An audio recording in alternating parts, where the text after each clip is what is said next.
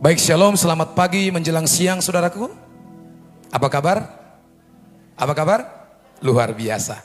Baik saudaraku, kita langsung kepada firman Tuhan pagi hari ini.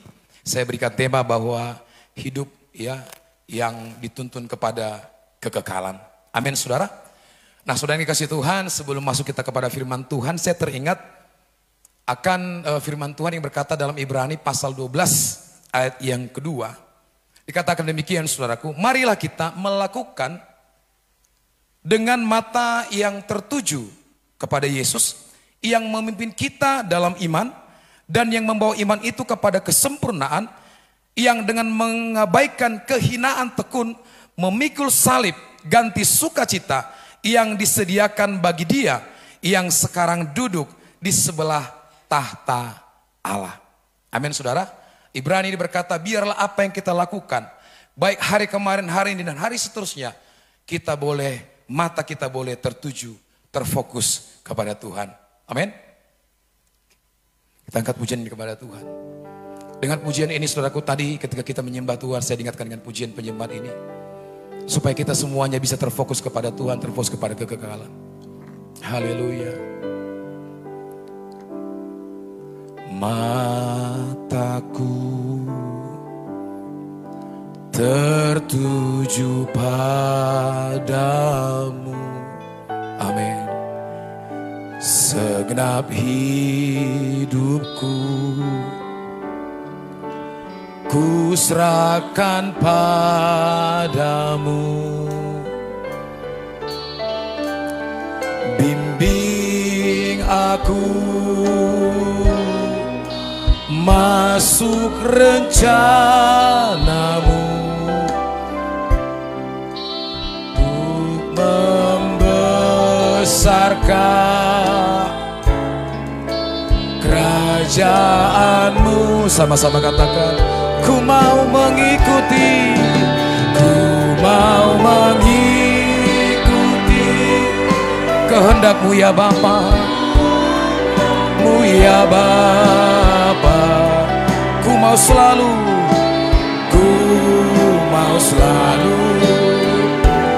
menyenangkan hatimu. Mari Bapak Ibu kita angkat pujian sekali lagi pada Tuhan. Katakan mataku, amin, tertuju pada segenap hidupku, segenap hidup. Katakan, ku serahkan padamu, ku serahkan padamu. Bimbing aku masuk rencanamu.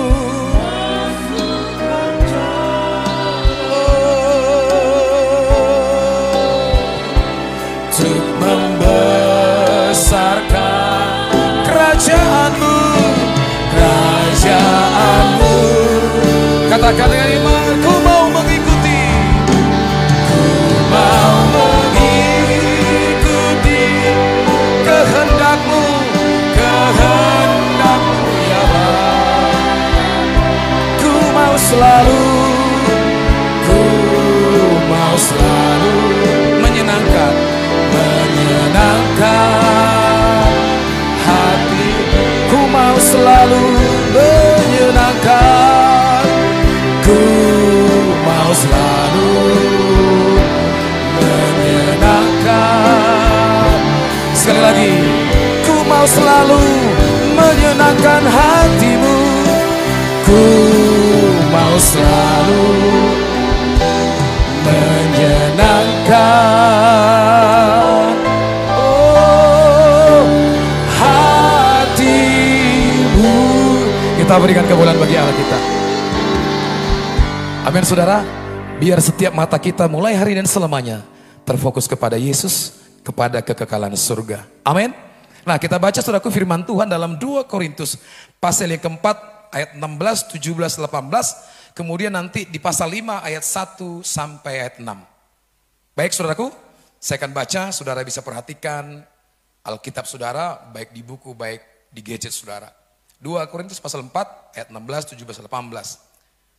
Surat Rasul Paulus berkata demikian, sebab itu kami tidak tawar hati, tetapi meskipun manusia lahiriah kami semakin merosot, namun manusia batiniah kami dibaharui dari sehari ke sehari.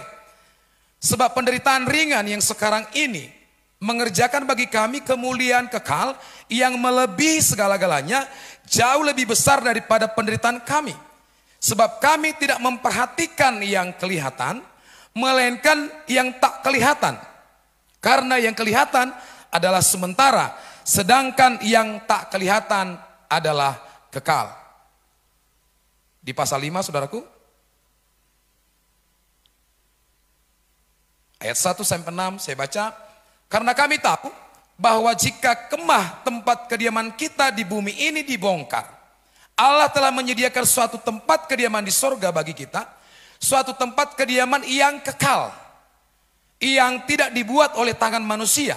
Selama kita di dalam kemah ini, kita mengeluh karena kita rindu mengenakan tempat kediaman sorgawi di atas tempat kediaman kita yang sekarang ini. Sebab dengan demikian kita berpakaian dan tidak kedapatan telanjang. Sebab selama masih diam di dalam kemah ini, kita mengeluh oleh beratnya tekanan. Karena kita mau mengenakan pakaian yang baru itu tanpa menanggalkan yang lama, supaya yang fana itu ditelan oleh hidup. Ayat terakhir, tetapi Allah lah yang justru mempersiapkan kita untuk hal itu, dan yang mengaruniakan roh kepada kita sebagai jaminan segala sesuatu yang telah disediakan bagi kita. Yang percaya katakan amin. Amin saudara. Nah, Rasul Paulus ini adalah sangat rasul yang saya kagumi saudara. Karena memang hampir 70-80% itu perjanjian baru adalah tulisan beliau. Saya sangat kagum secara pribadi karena saya membaca tulisan-tulisannya, pesan-pesannya, kitab-kitabnya kepada jemaat-jemaat, bahkan kepada anak-anak rohaninya, termasuk kepada jemaat di Korintus. Nah, lewat ayat ini saudaraku, dia sedang mendidik, mengajarkan kita, bahkan mengingatkan kita bahwa hidup ini adalah sementara. Katakan sementara. Ya, hidup ini sementara, berarti ada hidup yang kekal, saudara. Yohanes 3 ayat 16. Hidup yang kekal berarti ini berbicara hidup selama-lamanya bersama dengan Tuhan.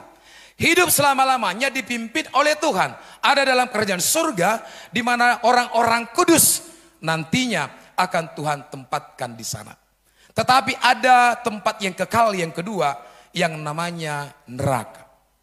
Saudara dan saya sangat yakin dan percaya dan punya keputusan bahwa untuk kekekalan yang kedua ini kita tidak mau masuk. Amin. Ada yang mau masuk neraka di sini? Gak ada ya? Betul? Yang mau masuk surga? Oh iya, gak ngerti kayaknya. Yang mau masuk neraka? Gak ada. Yang mau masuk surga? Wow, semuanya berikan kemuliaan bagi Tuhan. Semua masuk surga saudaraku. Pertanyaan saya, siapa yang mau duluan? Gak ada ya? Iya, artinya kapanpun itu biarlah waktunya Tuhan, kita semuanya ada dalam firdaus Tuhan. Yang setuju katakan amin. Haleluya. Nah, yang kita bahas adalah kekekalan surga ini, saudara. Ya, kekekalan surga. Nah, kita mencapai sesuatu. Kita atau diberikan penghargaan achievement dari perusahaan kita, dari pelayanan kita, dari dunia organisasi manapun, itu tentunya dia bisa mencapai itu karena ada namanya fokus. Fokus saudara. Nah, fokus kalau disederhanakan bahasanya adalah dengan kata konsentrasi juga yang kita kenal. Nah, fokus juga adalah suatu aktivitas di mana kita bisa meninggalkan yang lain, berfokus kepada satu tujuan. Ya. Nah, kita juga sebagai orang Kristen, kita juga sebagai anak-anak Tuhan, mata kita, iman kita harus tertuju kepada kekekalan. Hidup kita harus tertuju kepada kekekalan surga. Itulah tujuan Yesus datang ke dunia ini. Supaya saudara dan saya diselamatkan, tidak ada yang binasa. Katakan, saya tidak mau binasa. Amin. Ya.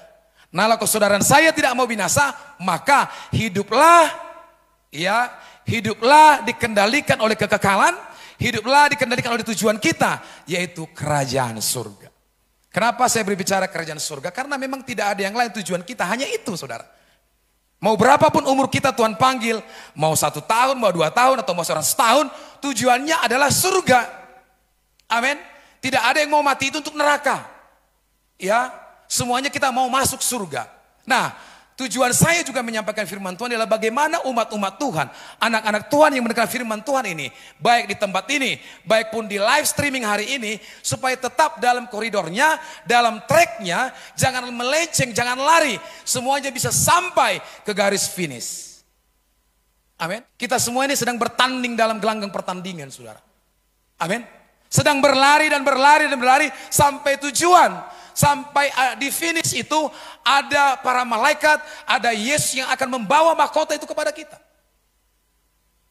Amin. Ya, sampai garis finish. Itu pesan Tuhan pagi hari ini, siang hari ini buat saudara dan saya. Ada banyak orang bilang, saya capek Pak dalam pertandingan lari ini. Dia mengeluh, saudara. Ya, dengan keinginan-keinginan pikirannya, keinginan dagingnya, dia lari tidak mengikuti rute, lintasan yang diberikan. Jatuh dalam dosa. Ya. Jauh dari Tuhan. Hidup dalam kegelapan, hidup dalam kejahatan. Ya, saya bilang sabar saja. Ketika kita terus bertanding dalam lomba itu, sekalipun kita capek, sekalipun mungkin kita marah, sekalipun kita mungkin katakanlah harus menangis, harus bertetesan air mata, harus bertetesan keringat. Tapi saya akan percaya itu tugas kita untuk bisa sampai ke garis akhir. Amin, saudara. Jangan ada yang putus harapan di tengah jalan. Jangan ada yang tawar hati di tengah jalan. Hari-hari ini iblis mengobrak-abrik seluruh anak-anak Tuhan. Bagaimana supaya tawar hati. Saya ingatkan saudara, hari ini iblis tidak berkuasa atas hidupmu. Dia hanya bisa tipu saudara. Dengan apa? Dengan keinginan dagingmu dan dunia ini. Dia tidak punya kuasa. Tuhan bilang selesai di kayu salib. Kuasa iblis pun selesai. Ya. Tapi bagaimana, kenapa orang Kristen saudaraku terkadang tidak hidup di dalam Tuhan, dalam iman, pertandingan imannya? Karena seringkali kita, saya dan saudara ditipu oleh si jahat. Amin. Area peperangan orang Kristen itu ada di pikiran. Selama pikiranmu tetap tertuju kepada Tuhan, selama mata imanmu tertuju kepada Tuhan, pikiranmu aman. Engkau akan tetap berjalan dalam tracknya Tuhan, dalam tracknya kebenaran. Amin. Saya mau katakan saudaraku bahwa di luar sana tidak ada keselamatan. Keselamatan hanya dalam Yesus. Agama boleh banyak, ya, kitab boleh banyak, Tuhan boleh banyak, hanya satu juru selamat. Katakan juru selamat. Ya, jadi jangan coba cari Mesias yang lain. Juru selamat itu hanya Yesus. Amin. Saudaraku, Alkitab menggambarkan neraka itu penuh dengan ratap tangis dan kertak gigi. Alkitab itu menggambarkan bahwa di neraka, di kehidupan yang kedua yang kekal neraka itu terdapat namanya penyiksaan. Ya, Alkitab menggambarkan ada kengerian di neraka. Ya, lebih parah kengeriannya di dunia ini. Itu ada di neraka. Siang malam akan dilakukan penyiksaan kepada orang-orang yang terlibat dan masuk kepada area itu. Saya berdoa, jemaat Tuhan di GBK Tarun Kota tidak ada yang masuk kepada kekekalan yang kedua ini. Amin. Amin. Nah, selanjutnya saudaraku, hidup kekristenan kita tidak boleh lepas daripada penderitaan. Katakan penderitaan. Saya bersyukur menderita, katakan demikian. Sampai hari ini siapa yang menderita di sini? Semuanya. Siapa yang masih pikul salib hari ini? Yang lain pikul siapa? Pikul istrinya. Pikul beban suaminya. Ya. Iman kita diajarkan oleh Alkitab, sampai kapanpun kita harus pikul salib. Kalau ada gereja hamba Tuhan tidak menjelaskan, tidak menginjili, tidak menyampaikan tentang penderitaan ikut Yesus, berarti ada yang tidak pas warnanya sesuai dengan Alkitab. Ya, saya ini di mana-mana kalau diundang pelayanan, baik di gereja kita, di Dumai, saudaraku, saya terus sampaikan ini penderitaan ikut Yesus. Pikul salib, pikul salib, pikul salib, pikul salib. Karena tanpa penderitaan, orang tidak akan bisa tahan uji. Karena tanpa penderitaan, orang tidak mau belajar siapa itu Yesus. Karena tanpa penderitaan, dia tidak tahu bagaimana nikmatnya kerajaan surga. Amin. Siap menderita? Coba senyum kiri kanannya. Aku siap menderita bersama dengan Tuhan. Haleluya. Ya, saudara, hari ini diperlengkapi dengan kebenaran firman Tuhan supaya tetap kuat. Penyesatan itu sekarang lagi kerja keras. Saya termasuk di tim apologet, saudara. Saya sangat sedih begitu banyak anak-anak Tuhan berpaling dari Tuhan, meninggalkan Yesus karena pengajaran-pengajaran sesat. Ya, saudara harus dibangun, saudara harus menderita supaya memahami ya siapa itu Yesus. Ikut teladannya. Ya, jangan ikut Yesus karena mujizat. Jangan ikut Yesus karena apa? Karena berkat. Ya, walaupun memang berkat itu bagian daripada pelayanan Yesus. Mujizat itu bagian daripada pelayanan Yesus. Sakit sembuh, mati hidup, kusta sembuh, tuli mendengar, lumpuh berjalan, itu adalah bonus. Tapi tujuan kita bukan itu. Tujuan kita adalah jika aku mati hari ini, aku bersama dengan Yesus. Amin. Amin. Filipi pasal 1 berkata, bagiku hidup adalah Kristus dan mati adalah keuntungan. Kalau aku hari ini hidup, hidup untuk Kristus. Kalau hari ini aku mati, mati untuk Kristus. Udah makan belum? Amin. Amin. Tepuk tangan bagi Allah kita. Iya, baru itu anak Tuhan yang luar biasa. Nah, kita kembali pada materi. Saya mau kasih tahu beberapa jawaban untuk pertanyaan ini. Ya, bagaimana orang Kristen itu, bagaimana kita sebagai anak Tuhan bisa terfokus kepada kekekalan surga. Bagaimana caranya mengenang? Tak kasih tahu Bapak Ibu ya. Termasuk saya juga. Ya. Yang pertama saudaraku kita baca dalam 2 Korintus pasal 4. Kita baca aja 16-17 saudara ya. Saya akan baca, perhatikan saja di Alkitab saudara atau ada di monitor, di layar kita. Sebab itu kami tidak tawar hati, tetapi meskipun manusia lahiriah kami semakin merosot, namun manusia batiniah kami dibaharui dari sehari ke sehari. Sebab penderitaan ringan, ya garis bawahi saudaraku. Sebab apa? Penderitaan ringan yang sekarang ini mengerjakan bagi kami kemuliaan kekal, melebihi segala-galanya, jauh lebih besar dari penderitaan kami. Nah, Rasul Paulus menegaskan kepada jemaat di Korintus, saudaraku, sekalipun mereka dianiaya, sekalipun mereka tetap pikul salib, ada penderitaan, ada pergumulan, mereka dicari-cari untuk dibunuh karena imannya, mereka dianiaya, didesah, tetapi mereka tidak pernah merosot manusia batiniahnya.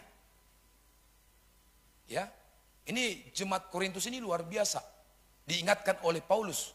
Paulus bilang begini, kami berarti lebih dari satu. Berarti ada teman-teman sepelayanan daripada Rasul Paulus. Ya, meskipun batin, ya tubuh jasmani mereka merosot, tetapi tubuh batiniah mereka tidak pernah merosot. Dari sehari ke sehari. Kenapa saudara? Kenapa? Kalau di tempat ini, di gereja kita atau di mana-mana pun yang namanya gereja Betel Indonesia, semuanya bapak-bapak, ibu-ibu semua ganteng-ganteng. Karena semuanya sudah modelis sekarang. Amin. Yang tidak, apapun yang tidak bermasalah matanya pakai kacamata. Ya kan? Yang kulit putih hitam bisa jadi putih. Ya kan? Nah sekarang seperti itu tidak jadi masalah. Tetapi Paulus menegaskan bahwa bukan manusia jiwa tubuh ini yang diperlukan, tapi manusia roh, manusia batiniah itu yang perlu dibangun. Sekalipun ditekan, sekalipun ditangkap, sekalipun didera, roh mereka, batin mereka terus berapi-api melayani pekerjaan Tuhan. Amin. Itu maksudnya. Jadi penderitaan yang mereka alami tidak berat. Dikatakan sini ringan karena apa? Ada kemuliaan kekal yang melebihi segala-galanya. Ada kemuliaan kekal. Saya saudaraku tidak bisa saya terjemahkan ini seperti apa kemuliaan kekal yang dimaksud Paulus ini. Ya, tapi saya mengartikannya bahwa ini jauh dari apa yang kita lihat di bumi ini sekarang, betapa mulia dan indahnya kehidupan surga itu. Amin. Tadi kan semua mau ke surga. Indah surga, semua kita tahu tentang surga. Tetapi kan ditanya siapa dulu kan gak ada. Ya kan? Isinya berjolo, udah gak dong. Ya. Tapi biar itu Tuhan, jangan ada pula yang membunuh diri. Karena dilihat, aduh aku mau surga bunuh diri, jangan. Neraka tempatmu nanti. Kemarin di tempat pelayanan saya, memang bukan jemaat kita. Saya sangat sedih, dia sebaya anak perempuan saya. Mereka ikut UTBK ya. UTBK gagal saudara. Gagal. Dan si anak ini tidak ada yang meng-counter, tidak ada yang menjadi partnernya. Akhirnya memutuskan karena gagal, tidak ada gunanya lagi hidup, dia bunuh diri. Anak ini ganteng. Ya lulusan SMK. Ya. Sekarang nggak tahu ini sasaran tipu daya musuh iblis ini begitu kecangnya kepada anak-anak Tuhan menipu kita. Iman percaya kita berkata tidak ada yang masuk surga dengan mengakhiri hidup bunuh diri. Ya, sabar saja, mati juga nanti. Amin. Amin. Sabar saja, tunggu antrian. Masalahnya antrian kita nggak tahu nomor berapa. Sabar saja. Yang penting kita semua masuk dalam kerajaan surga. Amin. Nah, Paulus ini saudaraku saya gambarkan lagi saudaraku penjelasannya dengan firman Tuhan bahwa dia adalah salah satu rasul yang benar-benar meninggalkan segala sesuatu, kemegahan pengetahuannya, kehebatan jabatannya, kehebatan hartanya demi mengikuti Yesus. Ketika Yesus memanggil dia di jalan menuju Damsyik, matanya dibutakan saudara. Sejak itu, itulah titik nol, titik pertobatan dari Saulus berubah nama menjadi Paulus. Dia menjadi rasul yang saat ini dikenal oleh orang Kristen. Amin. Begitu dahsyat surat-suratnya, apalagi Filipi. Saudara baca Filipi itu luar biasa. Saudara baca Galatia itu luar biasa. Bagaimana penganiayaan yang dilakukan oleh pemerintah saat itu kepada Paulus. Ketika dia menjadi orang yang percaya. Pembunuh anak-anak Tuhan, pembunuh orang Kristen dipanggil untuk menjadi alat Tuhan. Bagi Tuhan tidak ada yang mustahil untuk memakai orang. Amin. Sebelum saudara dibutakan oleh Tuhan seperti Saulus, melayani Tuhan lah. Sebelum saudara dibutakan oleh Tuhan seperti Saulus, aktiflah beribadah kepada Tuhan. Ya, katakan, kalau saya tidak beribadah hari ini, ada yang kurang Pak. Kalau saya nggak ke Gebitar Ruteng Kota, aduh ada yang kurang gregetnya gitu ya. Akhirnya datang beribadah. Ya seperti itu anak-anak Tuhan yang penuh dengan gairah, mengasihi Tuhan, melayani Tuhan. Amin. Amin. Nah, Paulus ini sampai akhir hidupnya juga adalah merupakan martir. Dia meninggalkan segala sesuatunya. Bahkan dia juga tidak menikah. Oleh karena pengenalannya akan Yesus. Oleh karena cintanya kepada Yesus. Dia bilang segala sesuatu kuanggap rugi. Bayangkan itu. Hartanya yang melimpah. Pendidikannya yang tinggi. Di antara kalangan orang-orang ahli agama. Mahkamah agama dan juga orang Yahudi saat itu. Dianggapnya sampah. Karena tidak hidup bersama dengan Kristus Yesus. Dia mendedikasikan dirinya 100% kepada Allah. Kita anak-anak Tuhan yang sudah dituai oleh pelayanan Opung Romensen. Sudahkah kita menyerahkan hidup kita sepenuhnya untuk Tuhan? Ada banyak darah yang menjadi pupuk bagi kita. Supaya kita diselamatkan. Ya, darah para rasul, darah para pendeta, darah para hamba Tuhan. Supaya kabar baik itu sampai ke tanah Batak ini. Supaya saudara dan saya diselamatkan. Perikopnya di ayat ini dikatakan, jangan tawar hati. Sekalipun amangin engkau punya pergumulan dalam rumah tanggamu. Suamimu marah-marahinmu untuk beribadah. Suamimu melarangmu untuk ibadah. Jangan tawar hati. Ya, istri juga begitu. Suami juga begitu. Kalau dilarang istri, merepet. Gak usah tawar hati. Kuatkan dan teguhkan hatimu. Ya, anak-anak juga begitu. Kalau papa mamanya marah-marah, gak usah tawar hati. Kalau sering dipermasalahkan, dipersoalkan, berdiri salah, duduk salah, gak usah marah, gak usah tawar hati. Ada Yesus yang bersama dengan saudara, yang siap menghapus setiap tetesan air mata saudara dan saya. Amin. Jadi gak usah tawar hati. Ketika orang sudah tawar hati sama seperti garam, ketika sudah menjadi tawar, maka tidak ada gunanya selain dibuang dan diinjak-injak orang. Jangan tawar hati. Salam kiri kanan katakan, jangan tawar hati. Haleluya. Ya, jangan tawar hati saudaraku, supaya kita semuanya tetap berfokus kepada hidup kekekalan kita. Amin. Nah, yang pertama adalah kita memandang kemuliaan Tuhan. Tadi saya sampaikan. Ya, jadi kalau saudara menderita hari ini, saudara punya pergumulan untuk membuat fokus saudara beralih daripada kebenaran, ingat ada kemuliaan Tuhan. Ada Yesus yang siap menolong saudara. Ya, saya memakai kacamata ini tujuan untuk apa? Saya ini plus minus. Plusnya 1,25, minusnya 1,50. Kenapa saya pakai? Kenapa saya pakai? Karena di kacamata ini ada fokus. Nah, ketika saya pakai ini, saudara, kacamata ini fokus ini, maka saya bisa melihat tulisan. Ya. Betapa pentingnya konsentrasi fokus kita mengiring Tuhan. Sekarang di dunia ini ada banyak yang mengganggu pusat konsentrasi kita, fokus kita kepada kekekalan yang kita akan capai. Masalah ekonomi, masalah rumah tangga, masalah pekerjaan, masalah suami yang gak bertobat-bertobat, masalah suami juga istri gak bertobat-bertobat, masalah apa lagi? Masalah pelayanan. Belum lagi dunia-dunia sosial ini, saudara. Ada banyak yang mengganggu fokus kita kepada Tuhan. Hobi. Ya, saya sampai sekarang, tahun ini saya 44 tahun, saudara. Saya masih sampai ini masih main bulu tangkis. Kalau saya main jam 7, masih bisa selesai sampai jam 11. 4 sampai 5 kali main, mungkin long set juga bisa. Ya kan? Nah, kenapa? Saya lakukan karena ada fokus saya untuk sehat. Tapi jangan karena hobi kita main bulu tangkis, main sepak bola, mancing. Sekarang ini lagi ngetren nih, skater lagi nih. Ya, yang main skater bertobat itu. Ya. Di tempat kami, di sini nggak ada. Di tempat kami itu, aduh, sampai gak makan anak istrinya gara-gara itu. Anaknya butuh susu, butuh vitamin. Gak ada uang katanya, tapi kalau beli, apa namanya, satu chip ya. Itu ada. Ini perlu dibaptis, ini bukan pakai tangan lagi kayaknya. Ya. Nah, kalau ada di tempat ini yang mendengarkan ini, khotbah ini, saudaraku, diberkatilah saudara. Mulai hari ini, stop skatermu. Stop. Segala bentuk perjudian, stop. Amin. Cintai istri anak-anakmu, bapak-bapak. Ya, cintai istri anak-anakmu, bapak-bapak. Hui, bapak-bapak. Namun doamu, ya, jangan ada ya. Kalau ada yang tersinggung, saya bilang puji Tuhan, berarti saudara masih sehat.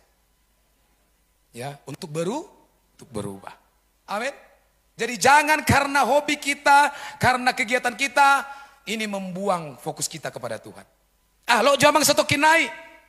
Tanggung dope namang gis-gison. Lo jamang stokin naik. Tanggung kacanya, kaca mobil mau dicuci. Ya kan? Jangan. Jangan karena kegiatan-kegiatan kita itu menjauhkan fokus kita daripada Tuhan. Ayat 18 saudaraku, sebab kami tidak memperhatikan yang kelihatan, melainkan yang tak kelihatan. Karena yang kelihatan adalah sementara. Nata berengoni nang di Portibion, parsatok kinadoi. Amin. Mulai bereko amang bapak anak-anak suamimu yang ganteng itu sebentar. Paling-paling kau cinta 70 tahun, habis sudah keriput dia mati. Hilang.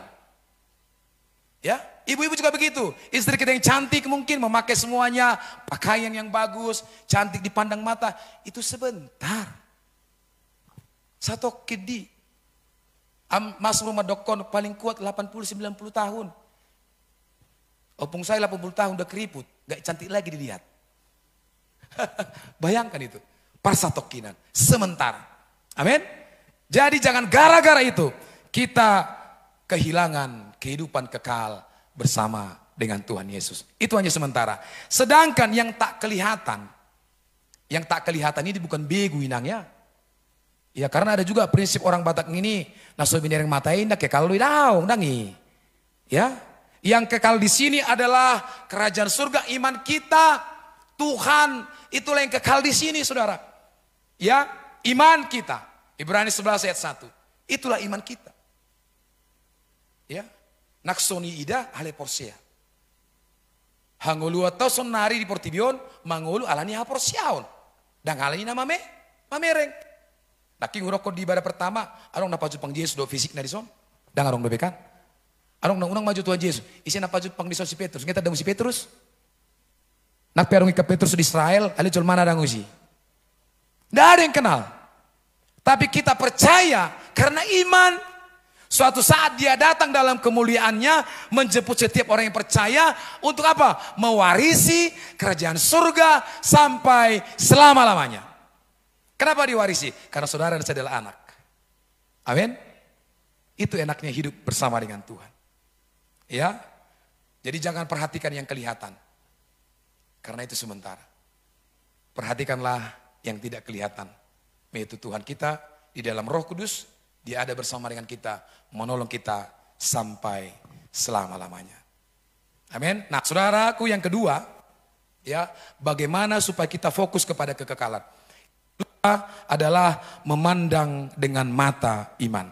Coba kita baca ayat 18 lagi.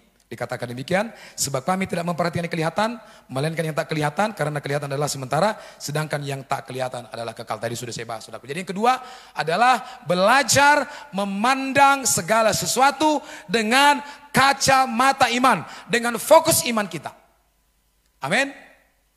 Isi di sana mengingat hata porsiaon. Masih ada yang ingat di sini? Pengakuan iman rasuli masih ada yang ingat? Au porsia di debata Jehovah, ido amana suatu dosan, natu mau palangi dohot, tano.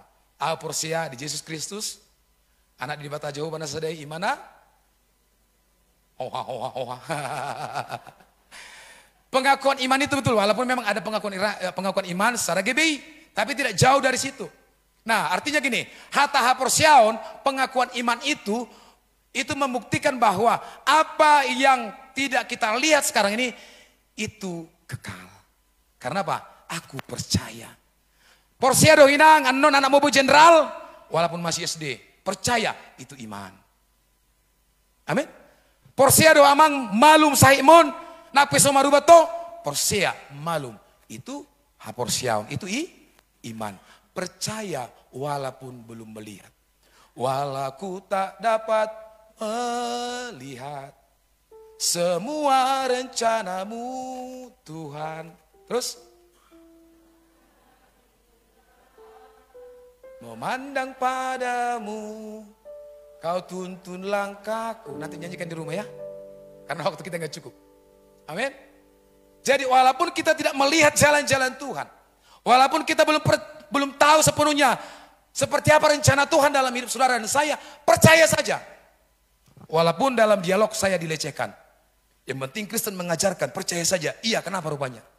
Memang itu kok diajarkan Alkitab, kenapa harus malu? Betul nggak? Memang harus percaya. Tanpa percaya, kita tidak bisa melihat kemuliaan Tuhan. Amin. Porsi ada hamu di Tuhan Yesus? Porsi ada yang hamu di pas-pas Tuhan Yesus? Ya, tetap pegang iman kita kepada Tuhan. Kekekalan adalah sesuatu yang tidak kasat mata, tak terlihat oleh mata jasmani. Hal rohani adalah sesuatu yang hanya akan terlihat dengan mata iman. Ya catat ya, hal rohani adalah sesuatu yang hanya dapat dilihat dengan mata iman. Jadi mau lo rohana, tidak perlu iman tuh sih. Ibu tahu naik? Ya, mau lo rohana, mau lo hola rohata, tak pola perlu haporsiau tuh sih. Hal yang berbau spiritual, yang berbau rohani, perlulah iman ke situ. Amin. Ya, logika manusia tidak bisa menerima ketika Yesus mengubah air jadi anggur. Ya, Yesus mengalahkan hukum kimia. Ya, logika manusia, ilmu pendidikan manusia tidak dapat mempercayai Yesus berjalan di atas air mengalahkan hukum gravitasi. Tidak bisa masuk logika. Logika manusia, yang paling keren ini, tidak bisa mengerti Tuhan jadi manusia. Ya, tapi iman Kristen berkata, karena Tuhan itu maha kuasa, Elohim yang kita sembah, Yahweh yang kita sembah adalah maha kuasa. Jangan jadi manusia, jadi batu pun dia bisa. Karena Tuhan bilang apa? Kalau kau tidak mau menyembah aku, batu-batu ini pun kupakai untuk menyembah. Jadi sebelum batu menyembah dia, sembah Tuhan. Kalau sudah batu menyembah Tuhan berarti engkau selesai. Amin. Jangan malu-malu. Tadi saya lihat anak-anak muda masih malu. Mungkin karena senyumnya cantik dia agak sulit menyembah Tuhan.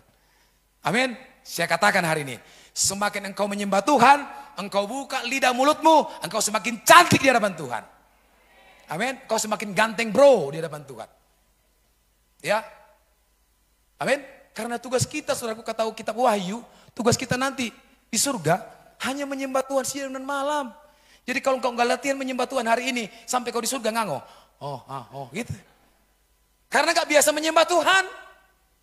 Tapi kalau terbiasa di gereja GBI Tarutun Kota, gereja kita cintai ini, apa yang terjadi? Wah, sampai di surga, soraklah, haleluya. Wah, itu dia. Karena terbiasa, ku sembah kau Tuhan. Oh, saya selalu dengan anak tadi, dia menari, dia begini. Wah, luar biasa itu. Kenapa gak ada dulu waktu anak saya dipanggil Tuhan seperti itu, melayani Tuhan? Ya, tapi inilah waktunya, harus sekarang dipanggil Tuhan. Harus beberapa tahun yang lalu dipanggil Tuhan. Untuk melayani Tuhan. Amin. Amin. Saya kasih tahu saudara, kita nanti di surga, tugas kita hanya menyembah yang maha tinggi siang dan malam. Jadi kalau saudara tidak biasa menyembah Tuhan hari ini, jangan nanti jadi terkejut. Oh, rupanya di surga gini ya. Kenapa Pak Pendeta nggak kasih tahu? Salahkan pendeta lagi. Iya kan? Tuhan, pulangkan aku ke bumi supaya aku latihan lagi. Nggak ada cerita saudara. Amin. Ketika sudah surga, kalau neraka. Gak boleh pindah dari neraka ke surga. Disucikan dulu nanti. Sucikan dulu neraka, pindah ke surga. Gak ada. Itu surga yang lain, neraka yang lain tuh. Ya, di Alkitab gak seperti itu. Kalau sudah selesai, mati, tinggal tunggu penghakiman. Kau percaya kepada Yesus apa tidak? Kau percaya, kau selamat. Gak percaya, gak melakukan firman Tuhan. Dibakar. Ya, amin. Fokuslah kepada kekekalan surga. Ya. Nah, saudaraku, memandang dengan iman sekaligus mengajar kita untuk percaya pada apa yang dijanjikan Allah. Nah, saya bicara tentang janji Allah lagi. Nah, janji Allah ini merupakan salah satu kekuatan kita untuk tetap fokus berlari dalam gelandang pertandingan untuk mencapai garis finish hidup kekal. Ya, apa janji Tuhan dalam hidupmu? Sebagai anak muda, apa janji Tuhan bagi hidupmu? Renungkan. Cari janji Tuhan itu. Sebagai seorang pekerja, apa janji Tuhan? Sebagai seorang suami, suami yang baik, apa janji Tuhan bagimu? Untuk menjadi kepala rumah tangga yang baik. Renungkan janji Tuhan itu, pegang, ingatkan Tuhan. Kita ingatkan Tuhan karena Tuhan lupa. Tapi satu hal yang tidak bisa Tuhan lakukan, mengingkari janjinya. Amin. Tepuk tangan untuk Tuhan. Ya. Alkitab ini berisi banyak janji. Ribuan janji. Pegang itu kuat-kuat. Kalau kau takut, ada ayatnya supaya jangan takut. Kalau kau khawatir, ada ayatnya supaya jangan khawatir. Kalau kau miskin, ada ayatnya supaya kau diberkati. Amin. Ya, kalau kau kesepian, ada ayatnya supaya kau dihiburkan. Kalau kau sedih, ada ayatnya supaya kau diberikan penghiburan supaya jangan sedih terus oleh Tuhan. Amin. Amin. Ya, jadi kita yang kedua belajar ya memakai kacamata iman. Hidup kita ini ditentukan oleh iman kita. Amin. Mulai sekarang apapun pergumulan Amanginang, jangan percaya kepada ilah-ilah lain. Tetap percaya kepada tetap percaya kepada Yesus yang adalah Tuhan kita. Nah, yang terakhir adalah bagaimana supaya kita sampai kepada hidup yang kekal itu. Yang ketiga adalah mengalami jaminan Roh Kudus. Katakan jaminan Roh Kudus. Amin. Siapa yang di sini yang mengerti jaminan? Semua. Saya kasih ilustrasi saja, ibu-ibu atau bapak-bapak, kalau dia beli handphone atau barang-barang apapun, mungkin yang mahal, pasti akan ditanya, kok ini berapa kok handphonenya? 4 juta. Ya speknya gimana? Begini diceritain, oh kita terima. Terus garansinya berapa lama? Benar gak kira-kira ya? Oh garansinya, ini garansinya nasional. Setahun sampai 5 tahun bang. Oh ini kita terima, kita accept ya kan, kita beli. Artinya, setiap barang-barang yang bergaransi ya Manginang, Bapak Ibu, itu biasanya barang yang apa? Mahal atau murah? Mahal. Roh Kudus itu mahal. Tidak semua orang diberikan Roh Kudus atau karunia Roh Kudus. Tidak semua. Ya, karena ini adalah karunia. Ya, tetapi kamu akan menerima kuasa kalau Roh Kudus turun. Artinya di sini pribadi tersebut bisa menolak Roh Kudus, bisa menerima Roh Kudus sekalipun dia orang Kristen. Kalau orang lain, agama lain pasti sudah menolaknya. Nah, kalau ada orang Kristen menolak Roh Kudus, ini persoalan. Hati-hati, jangan-jangan hidupmu tidak digaransi. Amin. Sesuatu yang bergaransi itu mahal. Roh Kudus itu mahal, saudara. Kalau engkau sudah dipenuhi Roh Kudus, engkau sudah hidup dalam kepenuhan Roh Kudus, terus pegang Roh Kudus. Karena hari-hari ini yang hidup bersama dengan kita hanya Roh Kudus. Yesus sudah di sebelah kanan Allah Bapa. Ya, hari ini Roh Kudus yang hidup bersama dengan kita. Panggil Roh Kudus, imani Roh Kudus, dan panggil dia setiap pagi sebelum engkau bangun atau sesudah kau bangun. Amin. Berhembuslah, wow, Roh Kudus, wow, mengalami kepenuhan Tuhan. Ya, apalagi Roh Kudus, kau hadir di sini, wow. Pagi-pagi sujud menyembah Tuhan, sujud menyembah Roh Kudus. Saya percaya engkau menjadi anak Tuhan yang mahal. Karena engkau diberikan garansi untuk tetap hidup bersama dengan Tuhan dan tetap berjalan dalam koridornya supaya jangan melenceng dari jalan atau fokus kekekalan itu bersama dengan Tuhan. Amin. Jadi kalau kau sakit inang, kalau kita menderita amang, kalau kita banyak pergumulan, namboru, amang boru, tulang dan tulang, ingat ada Tuhan, ingat ada Roh Kudus. Kemarin keluarga saya ada eksiden sedikit, dia bere saya, mengelak saudaraku pejalan kaki, karena mengelak tidak supaya jangan tabrakan, rupanya jadi jatuh sendiri, ya self accident, jadi apa namanya kecelakaan tunggal kan begitu. Saya tanya adik saya, gimana kabarnya bro? Waduh bahunya patah bang, patah. Setelah itu saya juga nelpon, sambil nangis. Nangis, kita tahu lah kalau ibu-ibu ya kan. Kalau ibu-ibu kan yang lihat yang sedih-sedih ini, memang ya nggak boleh. Karena memang dia didesain oleh Tuhan seperti itu, baperan. Ibu bukan begitu, ya kan? Makanya kalau dengan ibu-ibu jangan curhat bapak-bapak, terbawa perasaan nanti, ya. Nah kalau laki-laki nggak, dia didesain untuk memakai otak kanannya berfungsi, jadi hitung-hitungannya kuat, beda. Nah jadi langsung menangis, saya pun langsung otak kanannya kan main. Ini apa nih, kok nangis kan begitu kan? Wah bang, kecelakaan, tuh bahunya patah. Terus terakhir, bang ada nggak tukang urut yang bisa menyatukan yang patah? Saya bilang, oh haleluya. Saya bilang, ya saya cari dulu lah, kita berdoa. Dan puji Tuhan tidak jadi ke tempat-tempat itu, tetapi akan dilakukan tindakan operasi besok.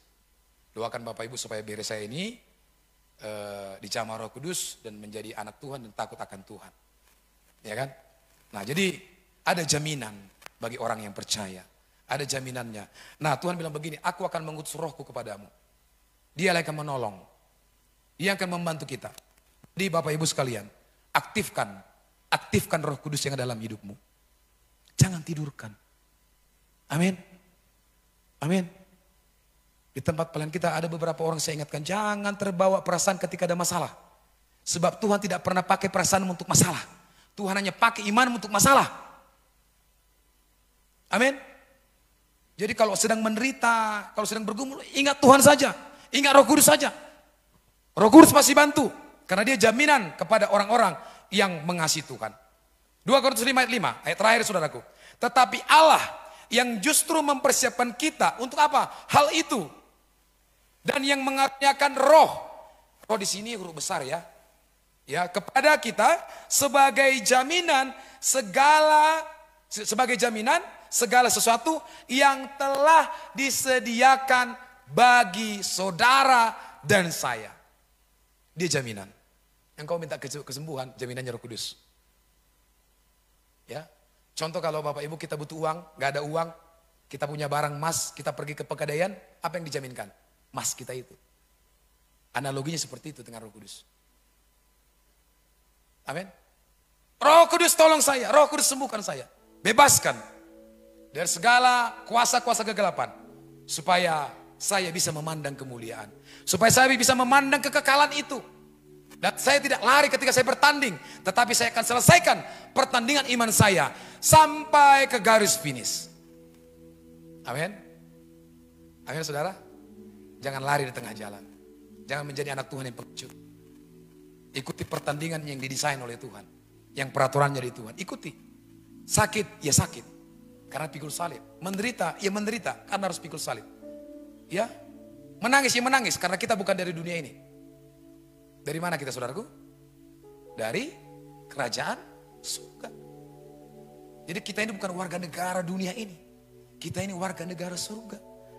Katakan dengan lembut ke tetanggamu, hey bro, kita ini warga negara surga.